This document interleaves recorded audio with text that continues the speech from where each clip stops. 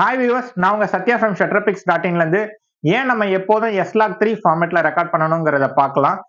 SLOG3ன்னு ஸ்பெசிஃபிக்கா இல்ல, எந்த லாக் ஃபார்மேட்டா இருந்தாலும் பரவாயில்ல. Canon ஆஃபர் பண்ணக்கூடிய C-Log இல்ல Nikon ஆஃபர் பண்ணக்கூடிய N-Log இருந்தாலும் பரவாயில்ல. நிறைய பேர் இந்த லாக் ஃபார்மேட்டை அவாய்ட் பண்ணுவாங்க. ஏன்னா இந்த ஃபூட்டேஜஸ்ல சேச்சுரேஷன் இருக்காது, கான்ட்ராஸ்ட் ரொம்ப ரொம்ப கம்மியா இருக்கும். இதுல ஒரு பிளாட் லுக் இருக்கும், ஒரு லைஃபே இருக்காது. இதனால நிறைய பேர் இதை டைரக்டாவே அவாய்ட் பண்ணிடுவாங்க. கலர் கிரேடிங் பண்ணாதான் இதுல இருக்கக்கூடிய லைஃப் நம்மளால கொண்டு வர முடியும். ஈவன் ப்ரொஃபஷனல்ஸும் லாக் ஃபார்மேட் அவாய்ட் பண்ணுவாங்க. ஏன்னா அவங்க ப்ராஜெக்ட்ல கலர் கிரேடிங் பண்ண வேண்டிய அவசியம் இருக்காது. அப்படி இல்லைன்னா அதுக்கான பட்ஜெட் இருக்காது, சம்டைம்ஸ் ஸ்கில் கூட இருக்காது. ஸோ ப்ரொஃபஷனல்ஸும் அவாய்ட் பண்ணுவாங்க. இன்கேஸ் சிங்கிள் கிளிக்ல லாக் ஃபார்மேட்டை டைரக்டா ஒரு ஸ்டாண்டர்ட் ஃபார்மேட்டுக்கு கன்வெர்ட் பண்ண முடியும்னு நம்புவீங்களா? ஆமாங்க, பண்ண முடியும். த்ரூ சிம்பிள் கான்ஃபிகரேஷன்ஸ் நம்ம எந்த லாக் ஃபார்மேட்ல ரெக்கார்ட் பண்ணியிருந்தாலும் அதை எந்த ஸ்டாண்டர்ட் ஃபார்மேட் வேணாலும் கன்வெர்ட் பண்ணலாம். அதாவது ரெக் 709 HDRன்னு எந்த ஃபார்மேட்டுக்கு வேணாலும் அதை கன்வெர்ட் பண்ணிக்கலாம். ரெண்டு வகையில இந்த டிரான்ஸ்ஃபர்மேஷனை பண்ணலாம். ஒன்னு இன்புட் லட்ஸை யூஸ் பண்ணி, இன்னொன்னு எடிட்டிங் சாஃப்ட்வேர்ஸோட கலர் மேனேஜ்மெண்ட் டெக்னிக் யூஸ் பண்ணி. இதுக்கு முன்னாடி லாக் ஃபார்மேட்னா என்ன, அதோட டீடைல்ஸ் பத்தி பார்த்துடலாம். இன்கேஸ் உங்களை டிரான்ஸ்ஃபர்மேஷனை பத்தி ஃபர்ஸ்ட் பார்க்கணும்னா இந்த டைம் ஸ்டாம்ப்க்கு ஸ்கிப் பண்ணுங்க. நம்ம மோஸ்டா யூஸ் பண்ற மானிட்டர்ஸ் ரெக் 709 ஸ்டாண்டர்ட் SDR தான். அதை நம்ம கீழே இருக்க பார்ல ரெப்ரசென்ட் பண்ணியிருக்கோம். நம்ம கேமரால இருக்கக்கூடிய சென்சரோ இதை விட அதிக டைனமிக் ரேஞ்ச் இருக்கிறது. அதாவது நிறைய டார்க் பிரைட் சீன்ஸை டுகெதர் ஒரே ஃப்ரேம்ல கேப்சர் பண்ணக்கூடியது. அது நம்ம மேல இருக்க பார்ல ரெப்ரசென்ட் பண்ணியிருக்கோம்.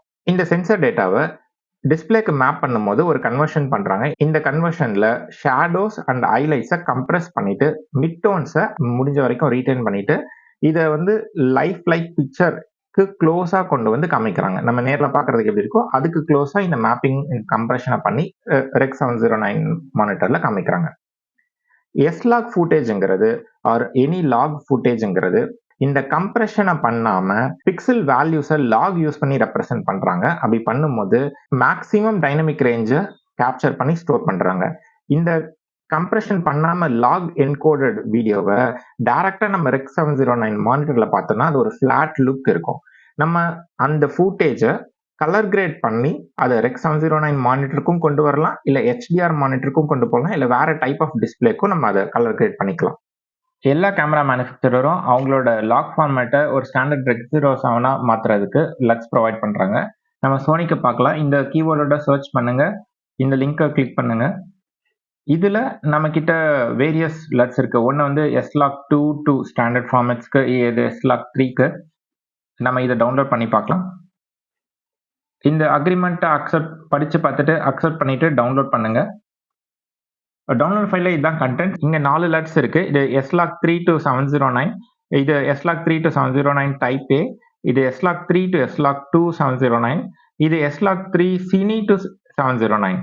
உங்க ப்ராஜெக்ட் ரெக்குவயர்மெண்ட்டுக்கு ஏற்ற மாதிரி எந்த லட் வேணுமோ அதை இன்புட் லட்டா யூஸ் பண்ணிக்கலாம். அதாவது இன்புட் ஃபுட்டேஜை இந்த லட் யூஸ் பண்ணி டிரான்ஸ்ஃபார்ம் பண்ணியிருக்கோம். அதுக்கப்புறம் நீங்க உங்க ஃபுட்டேஜை ஆஸ் யூஷுவல் யூஸ் பண்ணிக்கலாம்.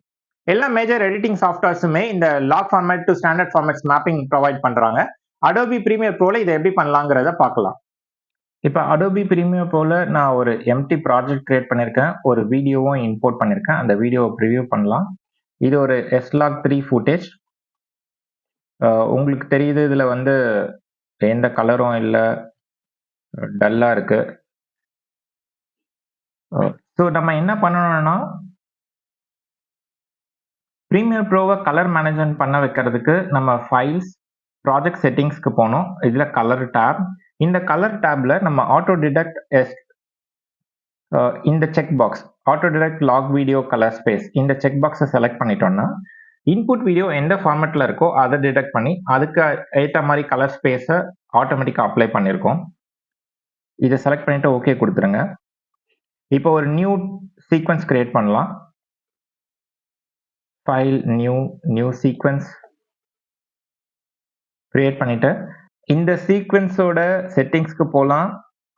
இதுல கலர்ஸ் கேட்டகரியில நம்ம என்ன இந்த சீக்வன்ஸோட என்ன கலர் ஃபார்மேட்டோ செலக்ட் பண்ணலாம், இல்ல ரெக் 709. இப்போ இது என்ன பண்ணோம்னா இன்புட் ஃபுட்டேஜ் எந்த கலர் ஸ்பேஸ்ல இருந்தாலும் அது ரெக் 709க்கு ஆட்டோமேட்டிக்கா மேப் பண்ணியிருக்கோம். வீடியோல இருக்கக்கூடிய மெட்டா டேட்டா வச்சு அது என்ன கலர் ஸ்பேஸ்னு ஐடென்டிஃபை பண்ணி இந்த டார்கெட் கலர் ஸ்பேஸ்க்கு மேப் பண்ணியிருக்கோம். இந்த டெக்னிக் இன்புட் லட்ஸ் யூஸ் பண்ற டெக்னிக்கை கூட பெட்டர். ஏன்னா இன்புட் லட்ஸ் யூஸ் பண்ற டெக்னிக்ல ஒரு ஃபுட்டேஜ்க்கும் நம்ம இன்புட் லட் அசைன் பண்ணணும். அது ஒரு hard coded map. For example ஒரு ஸ்பெசிபிக் டார்கெட்க்கு மேப் பண்ணிட்டோம்னா அது அப்புறம் சேஞ்ச் பண்ண முடியாது. ஆனா இந்த டெக்னிக்ல இன்கேஸ் நம்ம இன்னொரு sequence exact copy of the sequence create பண்ணிட்டு அந்த சீக்வன்ஸை HLG-ஆ செலக்ட் பண்ணியிருந்தோம்னா ஒரு HDR அவுட்புட் நம்ம ஆட்டோமேட்டிக்கா கிரியேட் பண்ணிருப்போம். எல்லா ஒர்க்கும் சேமா இருக்கும். அல்ல ஜஸ்ட் இன்னொரு அவுட்புட்க்கு மட்டும் இன்னொரு சீக்வன்ஸோட காப்பியை யூஸ் பண்ணலாம். அண்ட் நம்ம அப்ளை பண்ண கலர் கிரேடிங்ஸ் எல்லாமும் இங்க ரீட்டைன் ஆயிருக்கும். நம்ம இப்ப 709K ஸ்விட்ச் பண்ணிடலாம். ஆட்டோ டோன் மேப் மீடியான்னு பண்ணிட்டோம். ஸோ என்ன கலர் ஸ்பேஸ்ல இருந்தாலும் 709க்கு ஆட்டோமேட்டிக்கா மேப் ஆயிருக்கும். ஓகே கிளிக் பண்ணிடலாம். இப்போ இந்த சீக்வன்ஸ்ல நம்மளோட கிளிப்பை டிராக் பண்ணுவோம். டிராக் பண்ணியாச்சு. இப்போ பாருங்க இந்த வீடியோல ஒரு சேச்சுரேஷன், கலர், கான்ட்ராஸ்ட் எல்லாமே இருக்கு. ஒரு லைஃப் இருக்கு. இப்போ இந்த ஃபுட்டேஜை டைரக்டா ப்ளே பண்ணி பாருங்க. இது இந்த சோர்ஸ் ஃபுட்டேஜ். இது வந்து கொஞ்சம் டல்லா இருக்கு. இன்கேஸ் சீக்வன்ஸை ப்ளே பண்ணனா we see the colours and then it's lively.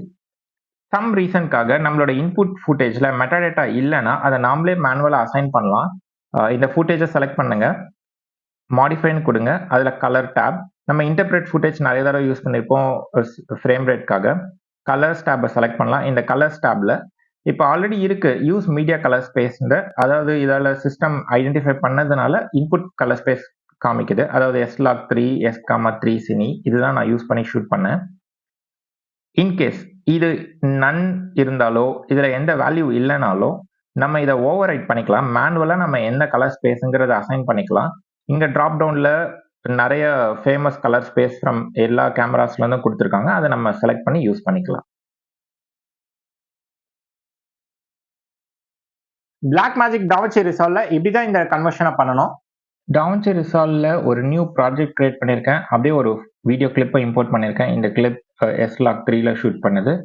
அதை நம்ம இங்க ப்ரிவியூ பண்ணலாம். So first colour management enable பண்ணலாம். ப்ராஜெக்ட் செட்டிங்ஸ்க்கு போகலாம். இந்த கியர் ஐக்கானை ப்ரெஸ் பண்ணுங்க. இதுல கலர் மேனேஜ்மெண்ட் டேப்ல DaVinci Resolve YRGB colour manage இந்த ஆப்ஷனை செலக்ட் பண்ணுங்க. இதுல அவுட்புட் வந்து SDR Rec 709. நான் SDR அவுட்புட் அண்ட் Rec 709 ஃபார்மேட்ல அவுட்புட் பண்ணணும்னு நினைக்கிறேன். இது எது வேணாலும் இருக்கலாம். இந்த அவுட்புட் ஃபார்மேட் செலக்ட் பண்ணிருக்கேன் நான். சேவ் பண்ணிருங்க. இன்புட் ஃபுட்டேஜ் எந்த கலர் ஸ்பேஸ்ல இருந்தாலும் அது ஆட்டோமேட்டிக்கா Rec 709 மேப் ஆயிடும். ஒரு நியூ டைம்லைன் கிரியேட் பண்ணலாம். டைம்லைன் கிரியேட் பண்ணிட்டேன். அதை எடிட்டிங்க்கு போவோம். எடிட்டிங் ப்ரிவியூ பண்ணா எதுவும் நடக்கல. ரீசன் என்னன்னா இந்த ஸ்பெசிஃபிக் கிளிப்ல மெட்டாடேட்டா கிடையாது. அது நம்ம மெட்டாடேட்டா இல்லைன்னா நம்ம மேனுவலாகவும் தரலாம். இன்கேஸ் மெட்டாடேட்டா இருந்தால் ஆட்டோமேட்டிக்காக இந்த மேப்பிங் நடந்திருக்கும். இங்கே நம்ம கலர் பார்த்துருப்போம். இல்லைன்னா இந்த கிளிப்பை ரைட் கிளிக் பண்ணுங்க. இன்புட் கலர் ஸ்பேஸ்ங்கிற ஆப்ஷனை செலக்ட் பண்ணுங்க. இங்க வேரியஸ் கேமராஸ் லிஸ்ட் பண்ணியிருக்காங்க. ஒரு கேமராலையும் அவைலபிள் கலர் ஸ்பேசஸ் இங்க லிஸ்ட் பண்ணியிருக்காங்க. நான் ஷூட் பண்ணது சோனியில். So Sony S-3 cine and S-Log3 cine. So இந்த காமெண்ட்ல தான் நான் ஷூட் பண்ணேன். இதை செலக்ட் பண்ணிக்கிறேன். டன். இப்போ பாருங்க இது கலர் வந்துருச்சு. ஆட்டோமேட்டிக்கா மேப்பிங் நடந்திருக்கு. So that's all. இந்த வீடியோவை நீங்க இவ்வளவு நேரம் பார்க்கறதுனால ஒரு போனஸ் கண்டென்ட். லாக் வீடியோஸ் எப்படி ரெக்கார்ட் பண்ணலான்றதை தெரிஞ்சுப்போம். சோனி கேமரால லாக் ஃபுட்டேஜ் ரெக்கார்ட் பண்றதுக்கு மூவி ரெக்கார்டிங் மோட்க்கு என்டர் ஆகுங்க. தென் மெனுக்குள்ள போகலாம். பிக்சர் செட்டிங் 1 இதுல பேஜ் நம்பர் 11.